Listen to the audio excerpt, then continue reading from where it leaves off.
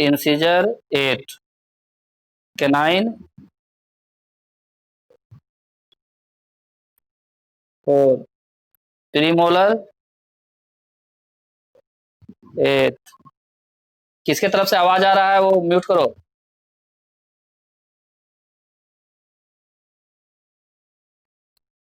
Mute करो। हरे राम का आवाज आ रहा है। इंसीजर 8, कैनाइन 4, प्रीमोलर 8 और मोलर 12। 8 + 4, ये ना। अब देखो फॉर्मूला कैसे बनाए। जो ये 8 + 4 का जो फॉर्मूला है वो एडल्ट के बाद का है, यानी 21 साल के बाद का है। यानी सारा चीज हम अगर 21 साल के बाद देखें तो फॉर्मूला बनाया कैसे होगा। जो बनाने वाला बंदा है, टोटल 32 दांत हुआ। इस 8 को डिवाइड बाय 4 करो, डिवाइड बाय 4। इस 8 को डिवाइड बाय 4, इस 8 को डिवाइड बाय 4 और इस 12 को डिवाइड बाय 4। यहाँ जो 12 है ये डिवाइड बाय 4। तो आ गया तुम्हारा फॉर्मूला इंसीजर का 2 1 2 3। आया कि नहीं? यही है ना ऊपर में लिखा हुआ 2 1 2 3, 2 1 2 3। बोलो। हाँ, याद रखने के लिए एक तरीका बता रहे हैं कि कहाँ 2 था, कहाँ 1 था, कहाँ 2 था, कहाँ 3 था। अगर याद नहीं रहे, कंफ्यूजन रहे, ABCD ऑप्शन में घुमा करके दे सकता है ना। तो क्या करेंगे, जितना भी इंसीजर है संख्या में उसको डिवाइड बाय 4, जितना भी केनाइन है उसको डिवाइड बाय 4, जितना टोटल प्रीमोलर है डिवाइड बाय 4 और जितना मोलर है डिवाइड बाय 4 करेंगे तो 2 1 2 3 निकल गया। और इसी को ऊपर में भी लिखना है और नीचे में नहीं लिखना है, तो फॉर्मूला बन गया मेरा डेंटल का। कैसे? 2 1 2 3 बाय 2 1 2 3 हो गया ना। समझ गए कैसे फॉर्मूला बना था? जितना संख्या है इंसीजर का डिवाइड बाय 4, जितना संख्या है केनाइन का डिवाइड बाय 4, जितना संख्या है प्रीमोलर का डिवाइड बाय 4 और जितना संख्या है मोलर का डिवाइड बाय 4 करेंगे तो 2 1 2 3 का जो फॉर्मूला है वो मिल गया हमको। और ऊपर में भी उतना ही लिखना है, नीचे में भी उतना ही लिखना है। क्यों? क्योंकि ऊपर के जबड़ा में भी उतना ही रहेगा, नीचे के भी जबड़ा में भी उतना ही रहेगा। बाय करने का मतलब क्या, दो जबड़ा को अलग अलग बांटे, ऊपर वाला जबड़ा को ऊपर लिख दो, नीचे वाला जबड़ा का नीचे लिख दो। तो 2 1 2 3 2 1 2 3 समझ में आ गया? समझ में आया? तो ये तो कॉन्सेप्ट था जब कि हम लोग किशोरावस्था के बाद का बात कर रहे हैं, जब मैं हमको ये चार, यहाँ जो 8 + 4 वाला जो कॉन्सेप्ट है, यहाँ पर 8 + 4 का कॉन्सेप्ट ये जब मिल रहा है तब का। लेकिन अगर ये चार दांत जिस समय नहीं रहे, यानी जब बच्चा रहे, उस समय कितना दूध का दांत होता है? 20। उस समय कितना दूध का दांत होता है? 20। कैसे 20 होता है? इंसीजर उस समय कितना होगा?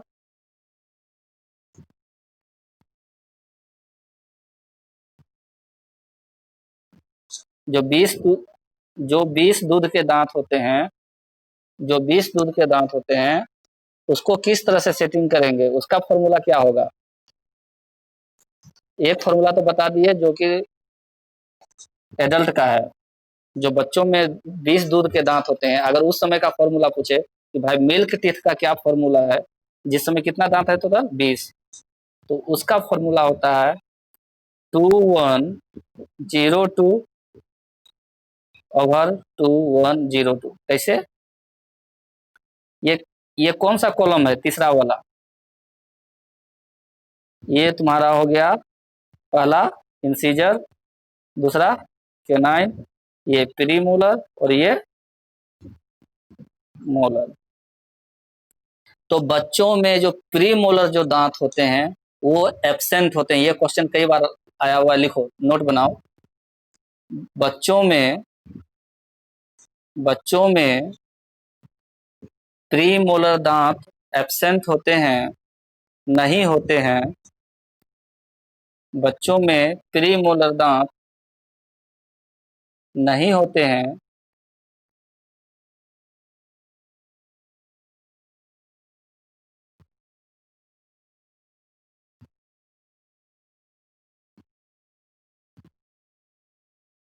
बच्चों में क्या दांत नहीं हुए और प्रीमोलर की संख्या कितनी है प्रीमोलर की संख्या कितनी है 8 अब बच्चा है एडल्ट वाला में कितना टोटल था मोलर 8 + 4 तो उसमें 4 वाला वो भी नहीं होगा मोलर मोलर में 8 + 4 था ना 21 साल के बाद उसमें 4 गो आता है तो 21 साल तो अभी हुआ नहीं है तो ये भी 4 दांत कम है तो टोटल कितना दांत कम हो गया बच्चों में 8 4 12 तो 32 में से 12 घटा तो 20 बचा अब समझ में आया कि कैसे 20 दांत होता है बच्चों का मोल प्रीमोलर होता ही नहीं है और मोलर जो होता है उसमें भी 4 गो मोलर नहीं होता है 8 मोलर होता है उसका समझ में आ गया बात बच्चों में कितने दांत होते हैं दूध के दांत 20 20 में कौन सा दांत नहीं होता है तो प्रीमोलर एक भी नहीं होता है प्रीमोलर एक भी नहीं होता है अब तो 32 में से 8 तो ऐसे घट गया तो बचा कितना 24 अब नहीं नहीं अभी एक एक करके बता रहे हैं प्रीमोलर नहीं हुआ तो 24 बचा ठीक है अब फिर कौन 4 को घट रहा है ये वाला मोलर भी तो 4 नहीं होता है तो टोटल 12 दांत कम होते हैं बच्चों में कौन कौन सा प्रीमोलर का एक भी हाँ प्रीमोलर का एक भी दांत नहीं होगा यानी 8 घट गया और मोलर का 4 दांत नहीं होता है तो इधर का 4 घट गया तो 8 + 4 टोटल 12 दांत घट गया तो बच्चों में टोटल सिर्फ 20 दांत पाए जाते हैं जिसको मिल्क टीथ बोलते हैं दूध का दांत बोलते हैं अब समझ में आ गया कभी अब भूलोगे नहीं ना तो लिखो दूध के दांत का दूध के दांत का फॉर्मूला 2102/2102 2102/2102 दूध के दांत का फॉर्मूला या दंत फॉर्मूला या इसी को हम लोग बोलते हैं टेम्पोररी दांत का फॉर्मूला मतलब अस्थाई दांत का फॉर्मूला अस्थाई दंत फॉर्मूला अस्थाई दंत 2102/2102 समझ में बात आ गया ऊपर के जबड़ा में भी 2102 नीचे के जबड़ा में भी 2102 और अगर क्वेश्चन डायरेक्ट पूछ दे निम्न में से कौन से दांत बच्चों में नहीं पाए जाते हैं option number A I option number B C option number C P option number D M और ऑप्शन नंबर ई बीपीएससी के लिए पी इनमें से एक से अधिक या इनमें से कोई नहीं एक से अधिक क्यों क्योंकि प्रीमोलर भी नहीं होता है और 4 मोलर भी नहीं होता है इसलिए ऑप्शन नंबर ए एक से अधिक वाला ऑप्शन इसमें सही होगा ये बीपीएससी में क्वेश्चन इसी तरह से पूछता है अगर ऐसे डायरेक्ट पूछना रहेगा तो मोलर का ऑप्शन नहीं देगा या 2 से 2 वाला ऑप्शन भी दे देगा लेकिन अगर बीपीएससी पूछेगा तो वैसे ही पूछेगा कैसे पूछेगा निम्न में से कौन से दांत बच्चों में नहीं पाए जाते हैं ऑप्शन नंबर ए लिखना है लिख लो निम्न में से कौन से दांत बच्चों में नहीं पाए जाते हैं option number A incisor option number B canine option number C premolar option number D molar option number E इनमें से कोई नहीं अथवा इनमें से एक से अधिक इनमें से कोई नहीं या इनमें से एक से अधिक ऑप्शन क्या मारेंगे आंसर इसका इनमें से एक से अधिक सी नंबर ठीक है तो ये हो गया फॉर्मूला किसका जो दूध के दांत बच्चों में पाए जाते हैं 20 उसके लिए 2102/2102 ठीक है 8 प्रीमोलर और 4 मोलर ये 12 दांत बच्चों में नहीं पाए जाते हैं ओके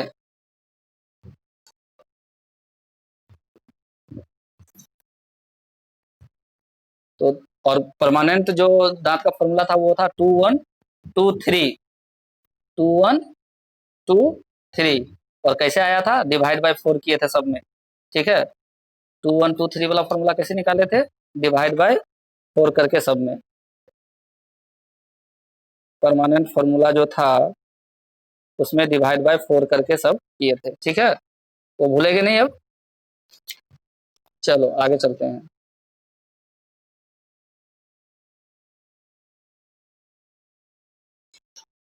कल लिखाए थे कि कितना पार्ट होता है दांत का, 3 पार्ट। जड़, जो चमकीला वाला ऊपर का भाग है वो, और क्राउन, नेक और रूट, तीनों देख लिए। तो जो चमकीला जो वाला भाग है वो किस चीज से बना हुआ रहता है, एनामेल तो नाम है उसका, एनामेल वो नाम है, वो बना किस चीज से रहता है, लिखो एक पॉइंट।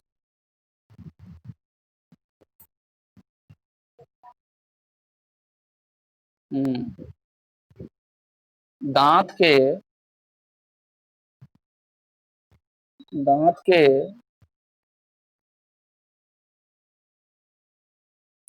सबसे चमकीला भाग दांत का, या कि दांत का सबसे चमकीला भाग calcium carbonate, calcium carbonate CaCO3,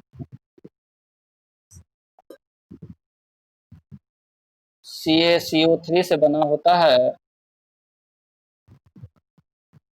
calcium carbonate CaCO3 से बना होता है, जिस कारण यह सबसे मजबूत होता है, जिस कारण यह सबसे मजबूत होता है।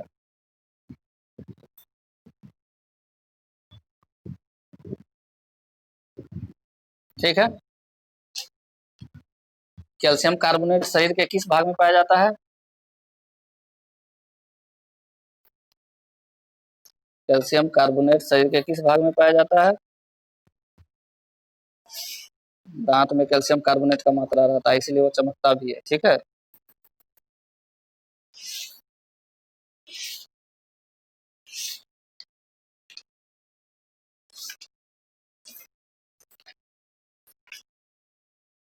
नेक्स्ट लिखो। हाँ, हाँ ये दांत वाला वो पॉइंट तो रह गया था, नहीं लिखवा पाए थे, इसलिए उसको लिखवा दिए। अब लार ग्रंथि वाला खत्म नहीं हुआ था, कितना हुआ था, दांत लार वाला, लार ग्रंथि खत्म हो गया था। सांप में, सांप में पैराटाइड ग्रंथि जो 20 ग्रंथि होती है उसी को पॉइजन ग्लैंड में परिवर्तित कर देता है।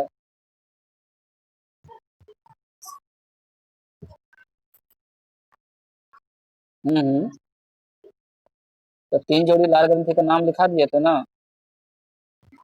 कैसे नहीं लिखाए थे, सब मैंडिबुलर, सब लिंगुअल और पैराटिड, ये तीनों लिखवा दिए थे।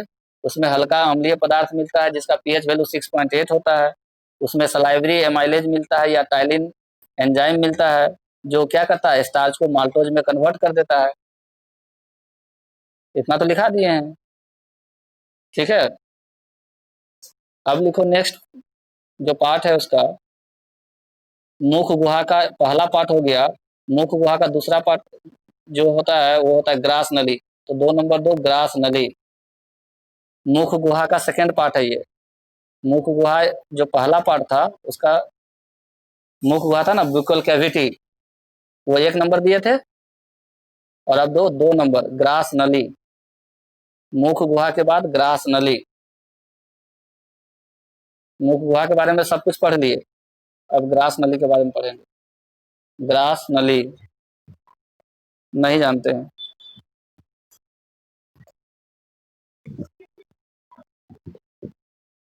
ग्रास नली।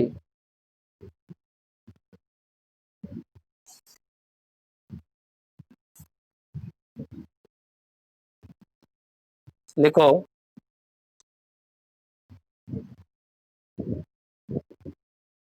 OESO, ओएसोफेगस, PHA PHAGUS। अब नाम समझ में आ गया। ओइसोफेगस ग्रास नली, ओइसोफेगस ग्रास नली। डैश लिख करके लिखो। यह आहार नली का संकीर्ण भाग है। यह आहार नली का संकीर्ण भाग है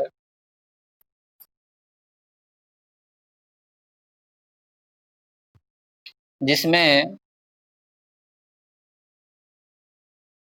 जिसमें भोजन का पाचन नहीं होता है, जिसमें भोजन का पाचन नहीं होता है, बल्कि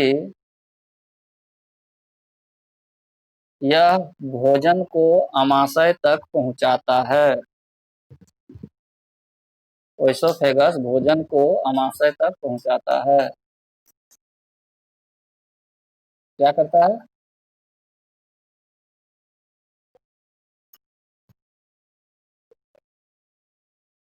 ठीक है। तीसरा पॉइंट दो, आमाशय, स्टोमक। स्टोमक, हाँ बस इसके बारे में इतना ही जानना है कि यह भोजन को आमाशय तक पहुंचाता है, यहाँ पाचन की क्रिया नहीं होती है। Third number, stomach, आमाशय।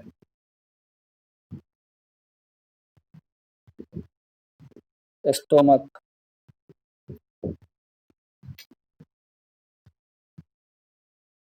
क्या करता है ये?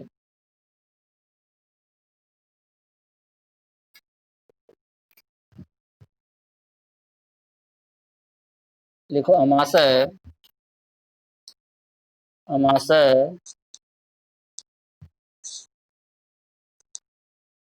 आमाशय उदर गुहा की बाईं ओर स्थित होता है। आमाशय उदर गुहा की बाईं ओर स्थित होता है।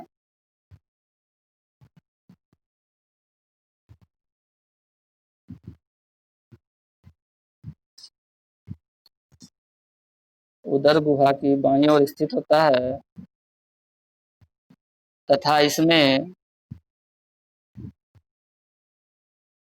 इसमें भोजन और भोजन और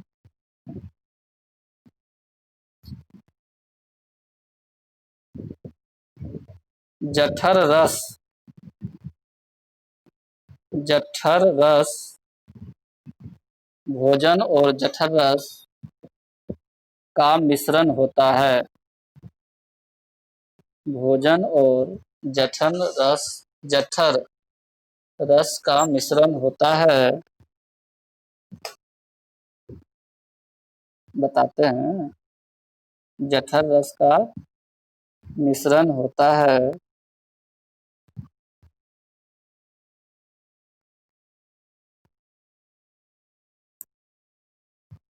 अच्छा, कभी सुना है तुम लोग कि बाएं करवट में सोना चाहिए? खाना खाने के बाद, खाना खाने के बाद बाएं करवट में लेटना चाहिए। क्यों लेटना चाहिए? हाँ, अभी ना लिखा है। नहीं नहीं, अभी तो लिखा है। जो उदर गुहा के बाईं ओर क्या स्थित है हम लोगों का? स्टोमक, जहाँ पे भोजन और जो जठर रस है वो दोनों आपस में मिलते हैं। ठीक है, उसी से पाचन क्रिया आगे बढ़ती है। ठीक है, जठर रस और भोजन का मिश्रण होता है बाएं साइड जो है हम लोगों का उदर गुहा के बाईं ओर स्थित अमाशय में। ठीक है, नेक्स्ट पॉइंट बोलो। क्या होगा? हाँ हाँ हाँ, बिल्कुल सही। ठीक है, फोर्थ पॉइंट लिखो। अमाशय के बाद छोटी आंत, स्मॉल इंटेस्टाइन। छोटी आंत, स्मॉल इंटेस्टाइन। इंटेस्टाइन, छोटी आंत, स्मॉल इंटेस्टाइन। मीटिंग ओवर होगा, दोबारा से लॉगिन करना।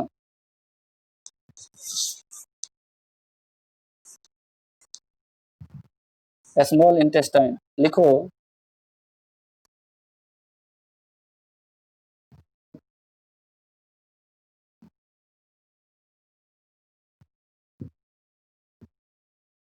अमाशय,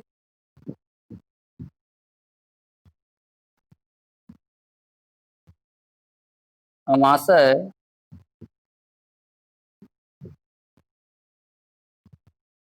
अमाशय पाइलोरिक समाकर्ष, एक शब्द लिखो, पाइलोरिक समाकर्ष, पाइलोरिक समाकर्ष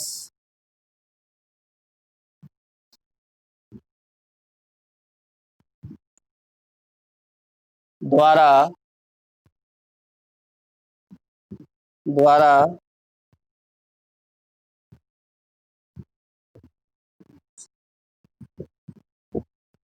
छोटी आंत में खुलता है, छोटी आंत में खुलता है, छोटी आंत में खुलता है।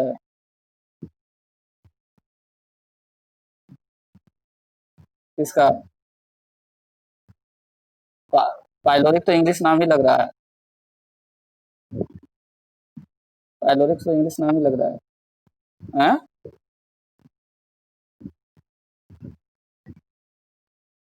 और दोनों जो मीटिंग पॉइंट होता है ना, उसी को बोलता है। जो मीटिंग पॉइंट होता है ना दोनों जगह का, अमाशय का और ये छोटे इंटेस्टाइन का, उसी का नाम दिया है। ठीक है, लिखो। छोटी आंत के 3 भाग हैं, छोटी आंत के 3 भाग हैं। बताओ लक्ष्मी, कौन कौन सा?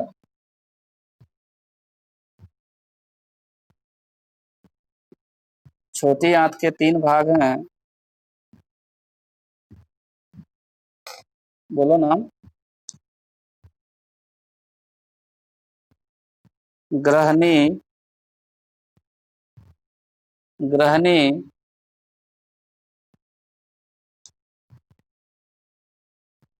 डियोडेनम, ग्रहणी, डियोडेनम।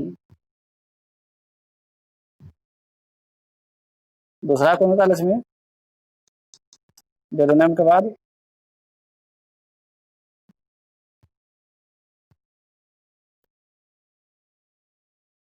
जेजुनम, और तीसरा इलियम, डेडुनम, डियोडेनम, जेजुनम, इलियम। हो गया?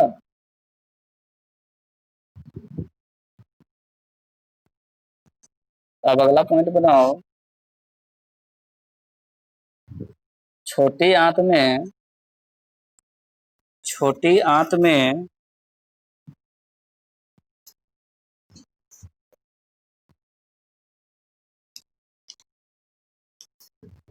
अधिकतर पाचन, छोटी आंत में अधिकतर पाचन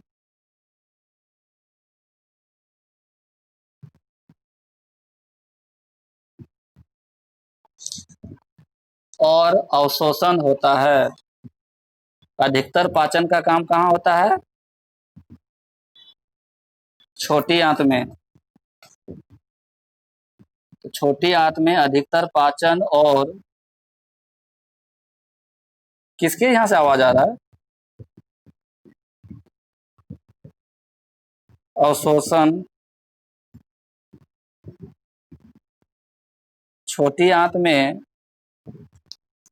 अधिकतर पाचन और अवशोषण होता है। अधिकतर पाचन की क्रिया कहाँ होती है? छोटी आंत में, और अवशोषण की क्रिया भी वही होती है छोटी आंत में।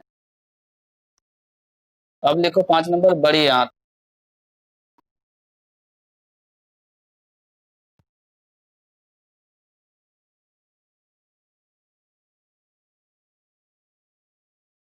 बड़ी आंत, देखो बड़ी आंत के दो भाग होते हैं। बड़ी आंत के दो भाग होते हैं।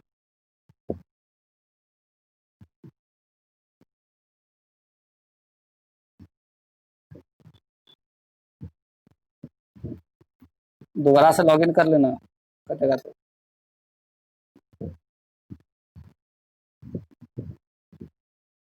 कोलोन, पहला कोलन, बड़ी आंत के दो भाग होते हैं, पहला कोलन और दूसरा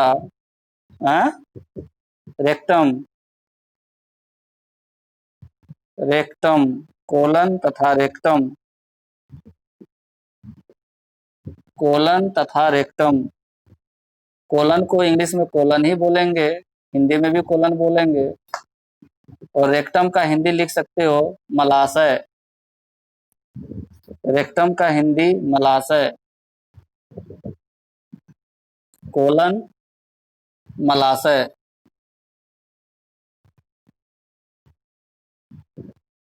हो गया।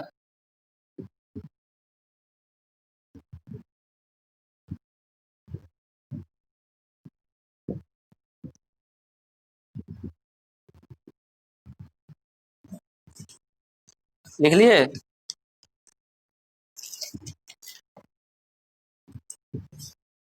एक नोट लिखो, यहीं पे एक नोट लिखो कि छोटी आंत और बड़ी आंत के मिलन स्थान पर, छोटी आंत और बड़ी आंत के मिलन स्थान पर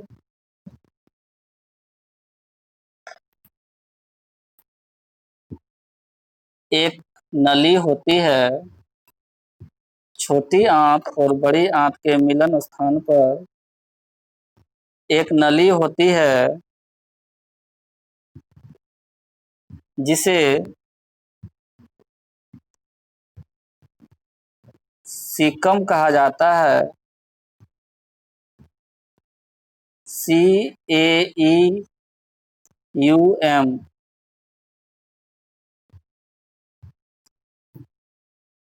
छोटी आंत और बड़ी आंत के मिलन स्थान पर एक नली होता है जिसे सीकम कहा जाता है। जिसे सीकम कहा जाता है। इसका एक सिरा बंद रहता है। इसका एक सिरा बंद रहता है। नली है और एक तरफ से नली तो बंद है, तो उसका कोई काम होगा? बताओ। ये नली है, छोटी आंत और बड़ी आंत के बीच में क्या है? यह एक नली है जो उसका मिलन पॉइंट है। और ये नली है लेकिन इसका एक पॉइंट, जो एक मुंह है वो बंद रहेगा। इसका कोई काम होगा? नहीं। इसीलिए सिक्कम को अवशेषी अंग कहा जाता है। इसलिए सिक्कम को अवशेषी अंग कहा जाता है।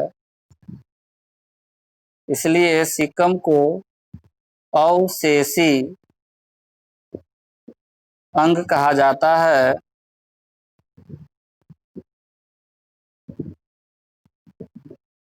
अवशेषी अंग कहा जाता है। अब अवशेषी अंग का इंग्लिश पूछोगी लक्ष्मी?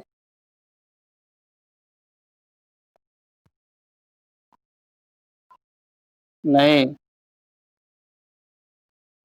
नहीं नहीं।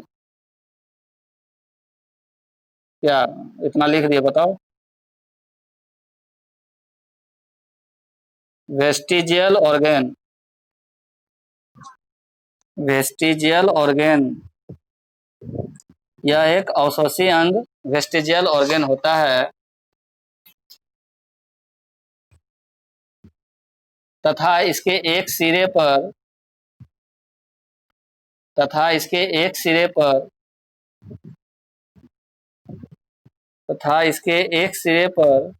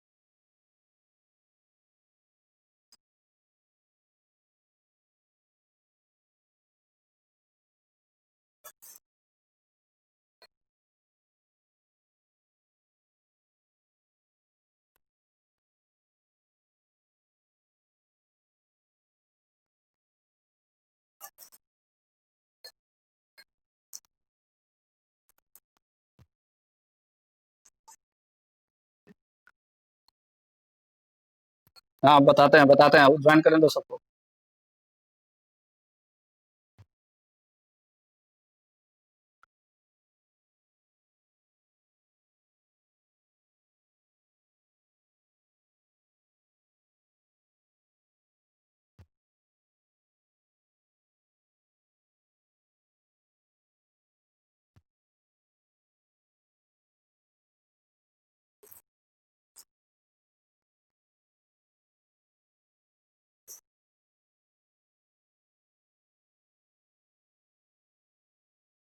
हाँ हेलो।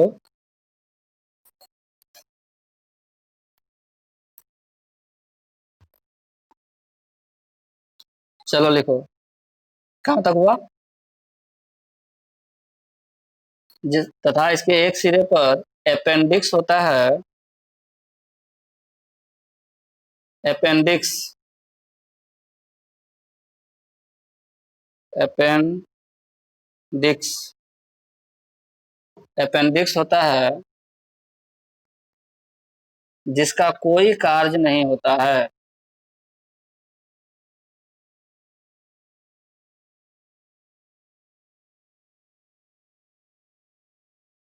अपेंडिक्स होता है जिसका कोई कार्य नहीं होता है। लिखो अगला पॉइंट इसी में अपेंडिक्स का। अपेंडिक्स के संक्रमण से, अपेंडिक्स के संक्रमण से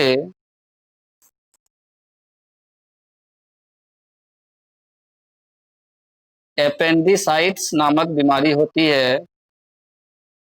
अपेंडिक्स के संक्रमण से एपेंडिसाइटिस, APPENDICITIS,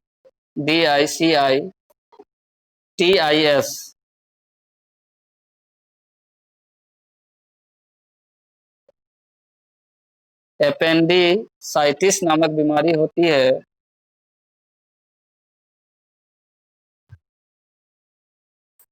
एपेंडिसाइटिस नामक बीमारी होती है। ठीक है। अब पूछो, अवशोषी अंग कितने हैं हमारे शरीर में?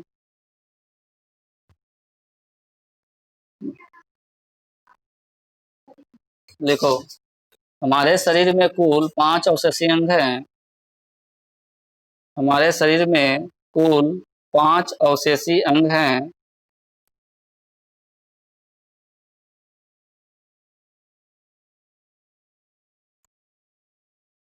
नंबर 1 मोलर टीथ,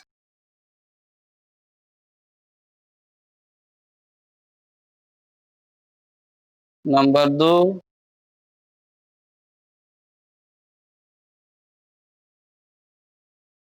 सिकम, अभी अभी लिखा है CAEUM,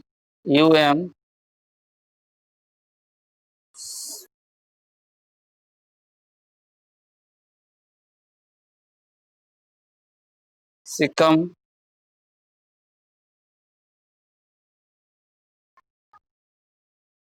हाँ, CAECUM, CAU, क्या बोलो?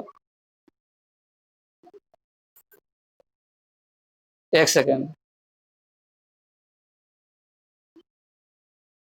CECUM, Sikkim, CECUM। ठीक है। तो दो दो जो वेस्टिजियल ऑर्गन है हम लोगों के शरीर में, एक तो मोलर टीथ हो गया और दूसरा सिकम। बाकी का 3 जब 1 बाय 1 बॉडी का पार्ट पढ़ेंगे तब लिखवा देंगे, ठीक है। तो अभी तक में हम लोग दो दो चीज के बारे में पढ़े, एक मोलर टीथ वेस्टिजियल है और एक सिकम वेस्टिजियल है, ठीक है। कौन? स्किन क्यों?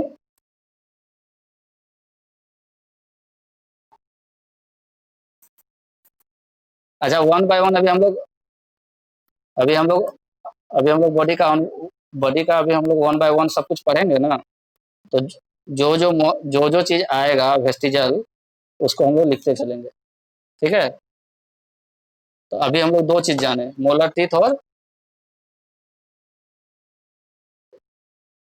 सिकम।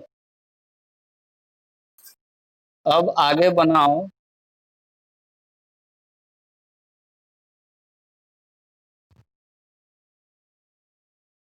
पाचन ग्रंथियां, टॉपिक का नाम के ऊपर में पाचन ग्रंथियां कहाँ कहाँ पचती है, कौन कौन सी ग्रंथि में जाकर पचती है।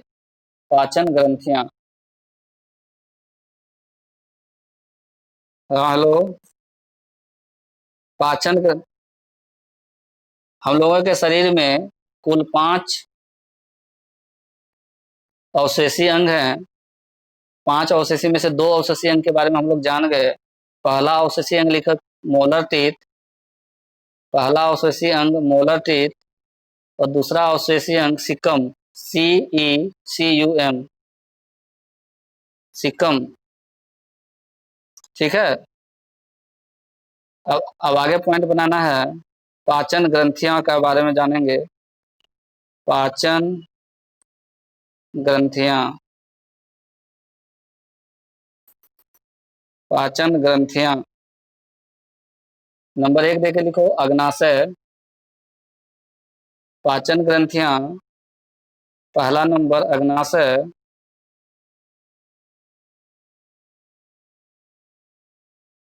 अग्नाशय,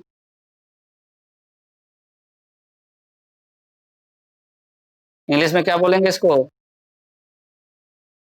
PANCREAS,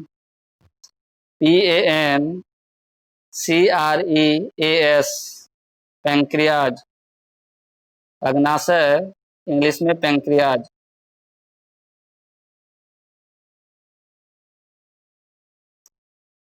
ठीक है।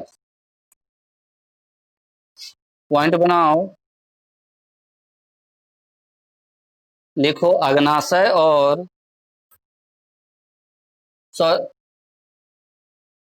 क्या है यहाँ पे? अग्नाशय एक मिश्रित ग्रंथि है। अग्नाशय एक मिश्रित ग्रंथि है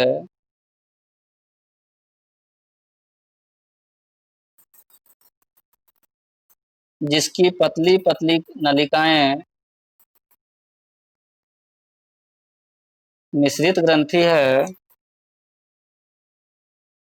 अग्नाशय एक मिश्रित ग्रंथि है जिसकी पतली पतली नलिकाएं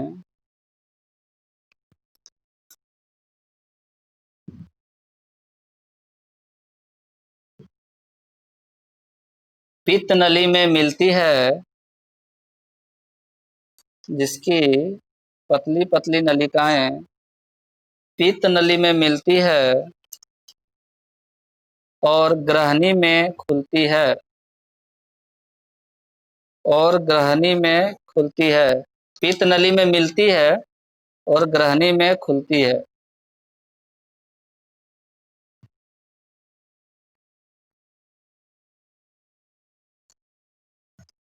पित्त नली में मिलती है और कहाँ खुलती है?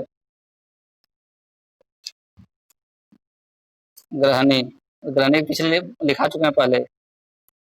एक पॉइंट लिखो और उसी में अमाशय और ग्रहनी, अमाशय और ग्रहनी,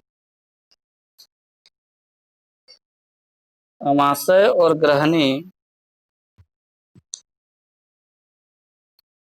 यू आकार की रचना बनाती है।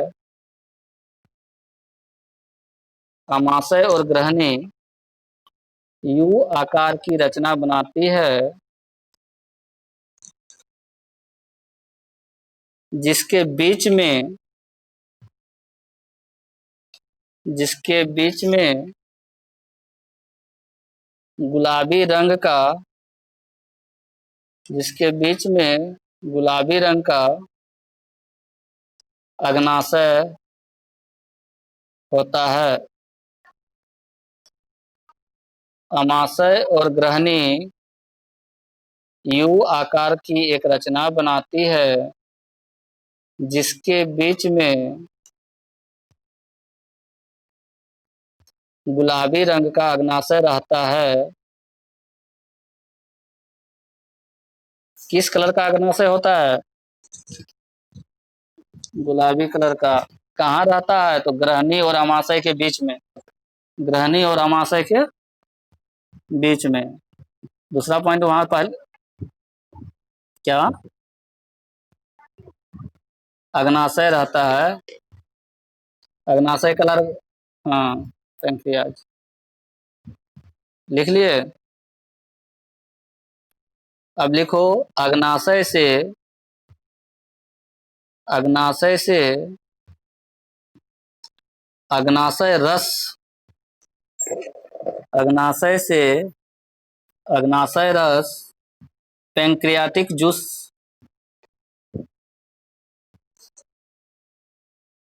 पैंक्रियाटिक पैंक्रियाटिक जूस स्रावित होता है। पैंक्रियाटिक जूस स्रावित होता है। पैंक्रियाटिक जूस स्रावित होता है, जिसमें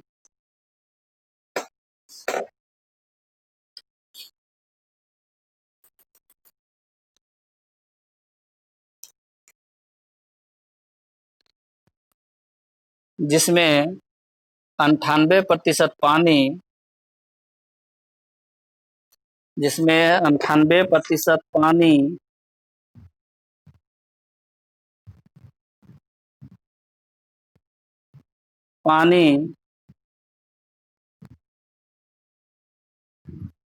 1.5% कार्बनिक लवण 1.5%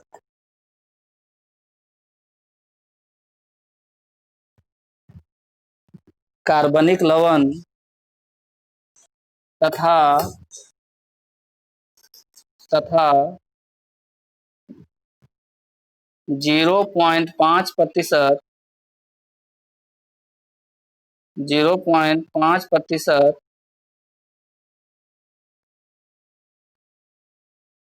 रासायनिक लवण होते हैं। 0.5% रासायनिक लवण होते हैं।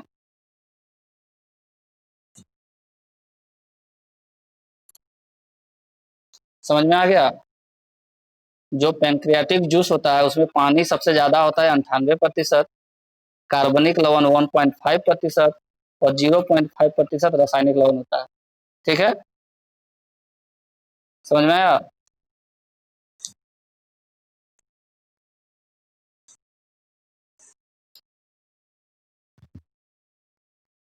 देखो, पैंक्रियाटिक जूस में 3 प्रकार के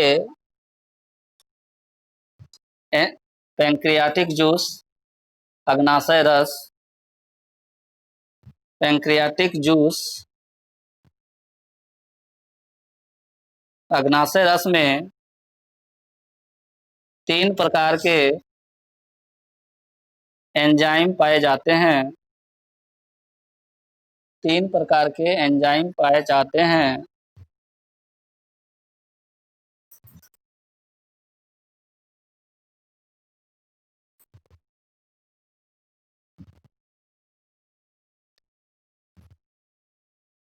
number 1, amylase. Amylase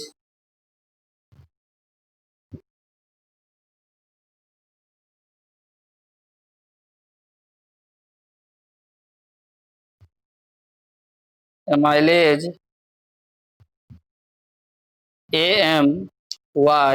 AMYLASE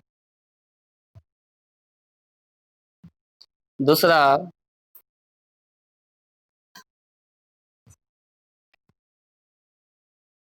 trypsin. Trypsin लिखना पड़ेगा।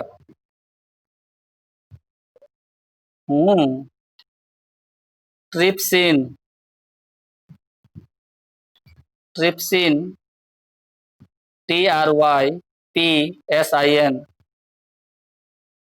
TRYPSIN trypsin. तथा तीसरा lipase. Lipase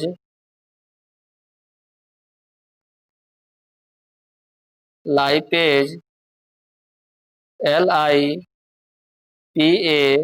LIPASE। Lipase LIPASE। ठीक है। तो अग्नाशय रस में कितने प्रकार के एंजाइम पाए जाते हैं? मुख्यतः तीन प्रकार के। मुख्यतः तीन प्रकार के, ट्रिप्सिन, एमाइलेज, लाइपेज। लेकिन कहीं कहीं एक प्रकार का और लिखा हो रहता है, न्यूक्लियस, न्यूक्लिक। तो ये न्यूक्लिक वाला भी लिख लो नोट करके, एक पॉइंट यहाँ पे नोट। नोट न्यूक्लिएज भी एक प्रकार का एंजाइम होता है। न्यूक्लिएज, स्पेलिंग लिख दें, न्यूक्लिएज NUCLEASE। न्यूक्लिएज भी एक प्रकार का एंजाइम होता है जो अग्नाशय रस में, जो अग्नाशय रस में उपस्थित रहता है।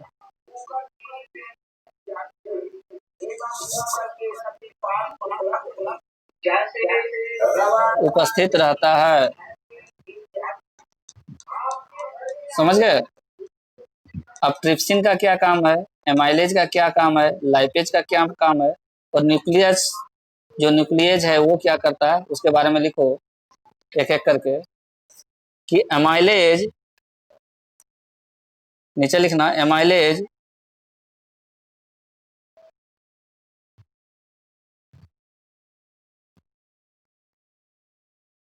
कार्बोहाइड्रेट, एमाइलेज कार्बोहाइड्रेट पर प्रक्रिया करके, एमाइलेज कार्बोहाइड्रेट पर प्रक्रिया करके ग्लूकोज बनाता है।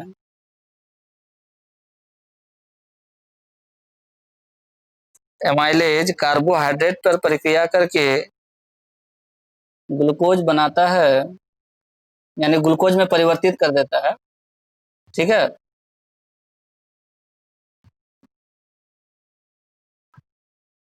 हाँ, ये कार्बोहाइड्रेट का ब्रेकडाउन करता है, कार्बोहाइड्रेट को ब्रेकडाउन करता है, तोड़ता है और ग्लूकोज में कन्वर्ट कर देता है। एमाइलेज कार्बोहाइड्रेट को ब्रेकडाउन करके ग्लूकोज में कन्वर्ट कर देता है। ठीक है। दूसरा कौन सा है? दूसरा क्या लिखा है? ट्रिप्सिन। ट्रिप्सिन ट्रिप्सिन प्रोटीन पर क्रिया करके, ट्रिप्सिन प्रोटीन पर क्रिया करके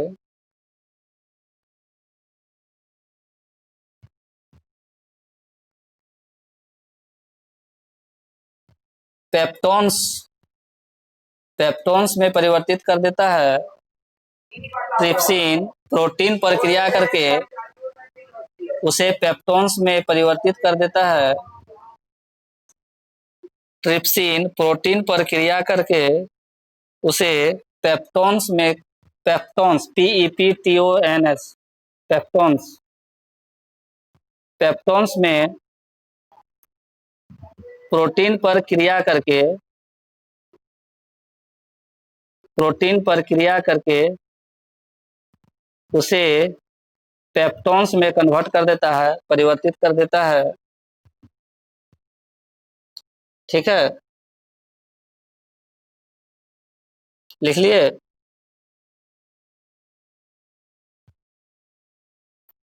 तीसरा लिखो लाइपेज। लाइपेज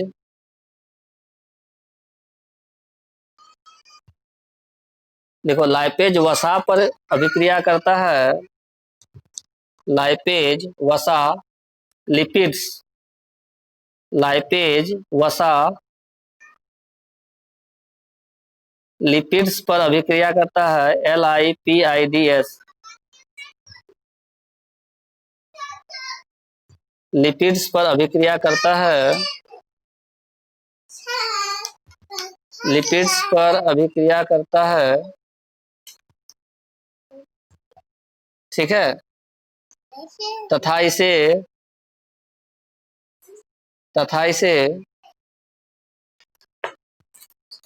फैटी एसिड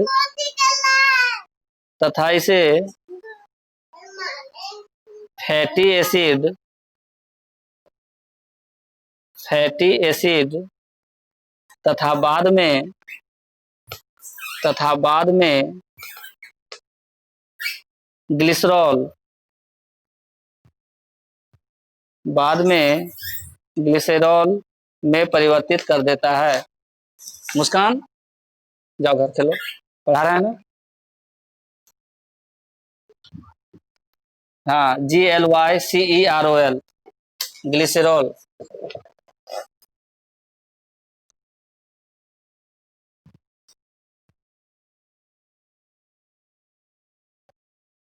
लिख लिए। अब बढ़िया से समझा देते हैं हम लोग क्या क्या खाते हैं। सबसे पहले कार्बोहाइड्रेट। अगर कार्बोहाइड्रेट हम लोग भोजन में लिए, परिवर्तित कर देता है।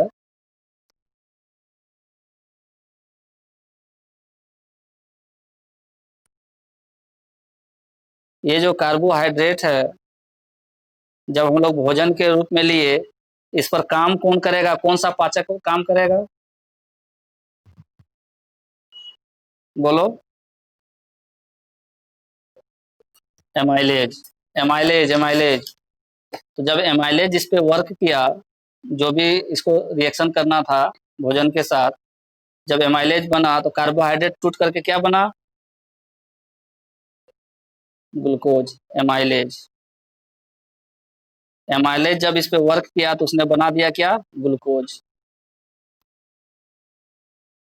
ग्लूकोज बना दिया, ठीक है। और ग्लूकोज जब 100% टूट जाता है तो यहीं से बनता है ग्लाइकोजिन। ये रिएक्शन लिख लो बढ़िया से। देखो, पहले कार्बोहाइड्रेट, हम शॉर्टकट में लिखते हैं थोड़ा। कार्बोहाइड्रेट, इस पर अभिक्रिया क्या किया? एमाइलेज अभिक्रिया किया तो क्या बन गया? ग्लूकोज। जब ग्लूकोज 100% ब्रेक डाउन हो जाएगा, ग्लूकोज का भी 100% ब्रेक डाउन हो जाएगा, टूट जाएगा, तो ग्लिसरॉल बनेगा। क्या बनेगा? ग्लाइकोजीन। ग्लिसरॉल तो नीचे बनेगा। ग्लूकोज का जब 100% ब्रेक डाउन हो जाएगा तो क्या बनेगा? ग्लाइकोजीन।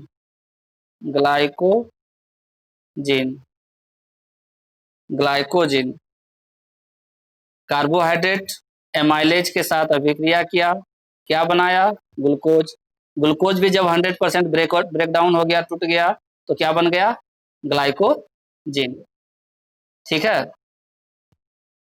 ये पहला पॉइंट हुआ। कार्बोहाइड्रेट एमाइलेज के साथ अभिक्रिया किया, ग्लूकोज में कन्वर्ट किया। ग्लूकोज भी जब 100% टूट जाएगा तो क्या बनेगा? ग्लाइकोजीन। ग्लूकोज से ग्लाइकोजीन, ठीक है। अगला पॉइंट क्या था? कार्बोहाइड्रेट के बाद हम लोग क्या खाते हैं? प्रोटीन। जब हम लोग प्रोटीन लिए भोजन में जब हमको प्रोटीन मिला, तो इस पर कौन अभिक्रिया करेगा? प्रोटीन के पास कौन साथ अभिक्रिया कौन करेगा? ट्रिप्सिन।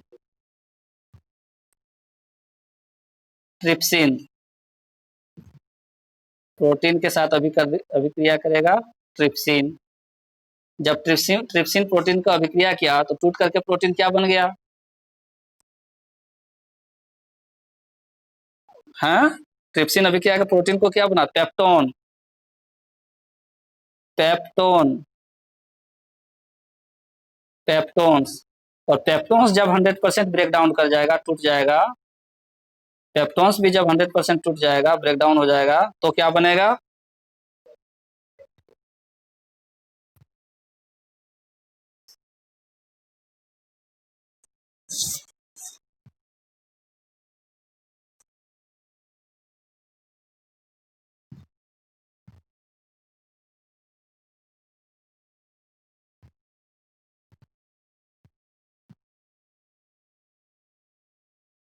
तो पेप्टोन जब पूरा 100% टूट जाता है तो एमिनो एसिड बनाता है। क्या बनाता है?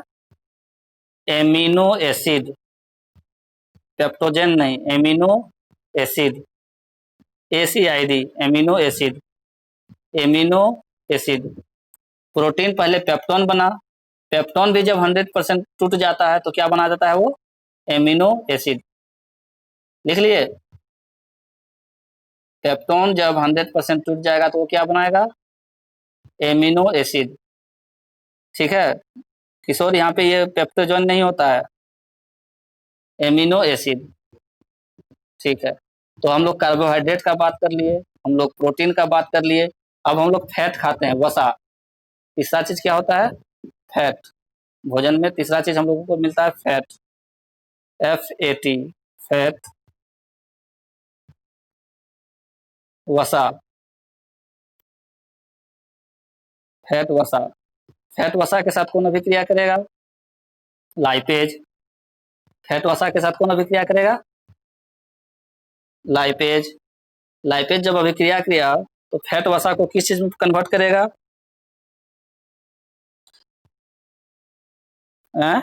लिपिड्स। लिखा है ना उस जगह, लिपिड्स। फैट वसा के साथ अभिक्रिया करेगा लाइपेज तो लिपिड बनाएगा, और जब लिपिड भी 100% ब्रेक डाउन हो जाएगा, जब लिपिड भी 100% ब्रेक डाउन हो जाएगा तो बनाएगा फैटी एसिड। फैटी एसिड, ऐसे लिखो। फैट बना किसमें? लिपिड्स। लिपिड से फैटी एसिड। ठीक है, फैट लाइपेज के साथ अभिक्रिया करके लिपिड्स, और लिपिड्स भी जब 100% ब्रेक डाउन कर जाता है तो उसको हम लोग बोलते हैं फैटी एसिड। ठीक है, FATTY ACID, फैटी एसिड। अब एक और चीज हम लोग खाते हैं, जो चौथा पॉइंट लिखा है वहां पे, क्या खाते हैं भोजन में? कभी कभी न्यूक्लिक अम्ल जो बनता है, न्यूक्लिक अम्ल, न्यूक्लिक अम्ल। ठीक है, ये न्यूक्लिक अम्ल को कौन तोड़ेगा? न्यूक्लियेज। कौन तोड़ेगा? न्यूक्लियेज। न्यूक्लियेज। न्यूक्लिक अम्ल के साथ न्यूक्लियेज अभिक्रिया करता है और उसको ब्रेक डाउन करता है। ठीक है,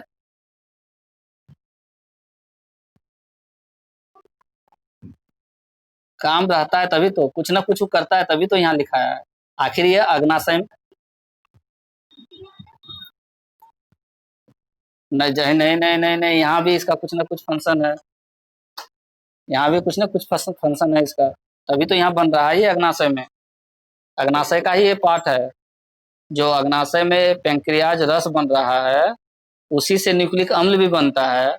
ठीक है, तो न्यूक्लिक अम्ल अगर यहाँ बना तो इसका भी तो कुछ ना कुछ फंक्शन होगा। तो इसने कहा कि जो न्यूक्लियेज है वो न्यूक्लिक एसिड को तोड़ता है, ब्रेक डाउन करता है। न्यूक्लियेज क्या करता है? न्यूक्लिक अम्ल न्यूक्लिक एसिड को तोड़ता है। लिख लिए? लिखो, न्यूक्लिक अम्ल को न्यूक्लियेज ब्रेक डाउन करता है, तोड़ता है। न्यूक्लिक अम्ल को न्यूक्लियक न्यूक्लियेज ब्रेक डाउन करता है, तोड़ता है।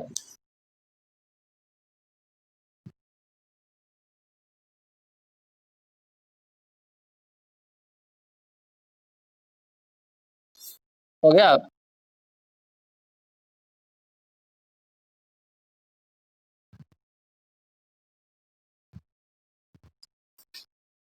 पैंक्रियारस। अब एक पॉइंट नोट करके लिखो, 10 मिनट के बाद मीटिंग ओवर हो जाएगा।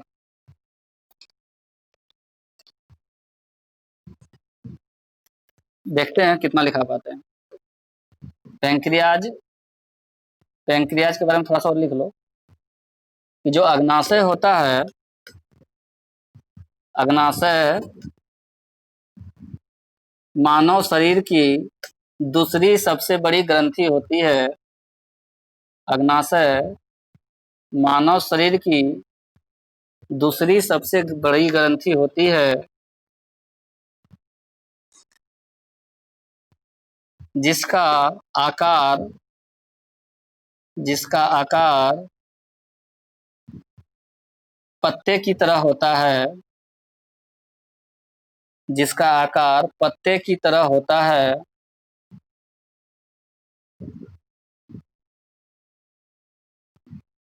ठीक है, जिसका आकार पत्ते की तरह होता है। अगला पॉइंट लिखो, पैंक्रियाज की खोज, पैंक्रियाज की खोज, पैंक्रियाज की खोज किसने किया था लक्ष्मी, बताओ।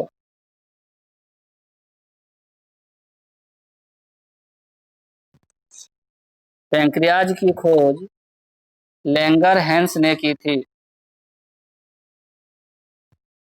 बता देंगे उसके बाद तो हाँ हाँ करबे करोगी।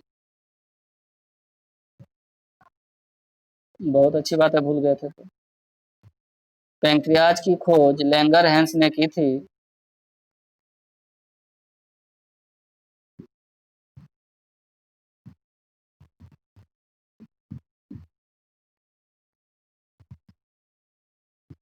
अभी क्या लिखा है कि मानव शरीर की दूसरी सबसे बड़ी ग्रंथि होती है कौन?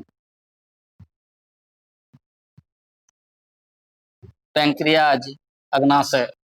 तो ग्रंथि क्या होता है अब लिखो, ग्रंथि ग्लैंड। ग्रंथि क्या होता है, कैसे जानेंगे कि यह ग्रंथि है?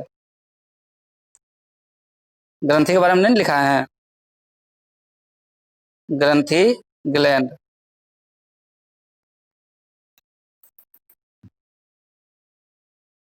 लिखो, शरीर के वे भाग, शरीर के वे भाग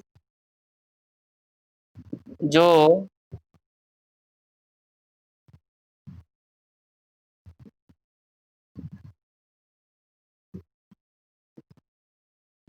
जूस कॉमा, जूस मतलब रस, जूस रस कॉमा एंजाइम कॉमा हार्मोन आदि का निर्माण करते हैं। जूस रस एंजाइम हार्मोन का निर्माण करते हैं, उन्हें ग्रंथि ग्लैंड कहा जाता है। उन्हें ग्रंथि ग्लैंड कहा जाता है। उन्हें ग्रंथि ग्लैंड कहा जाता है। देखो, ग्रंथि दो प्रकार के होते हैं, ग्रंथि दो प्रकार के होते हैं। पहला इंडोक्राइन ग्लैंड, पहला इंडोक्राइन ग्लैंड तथा दूसरा एक्सोक्राइन ग्लैंड।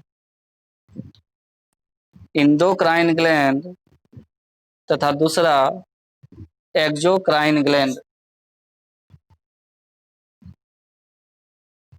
ठीक है, अब लिखो, इंडोक्राइन ग्लैंड वे ग्लैंड होते हैं, इंडोक्राइन ग्लैंड वे ग्लैंड होते हैं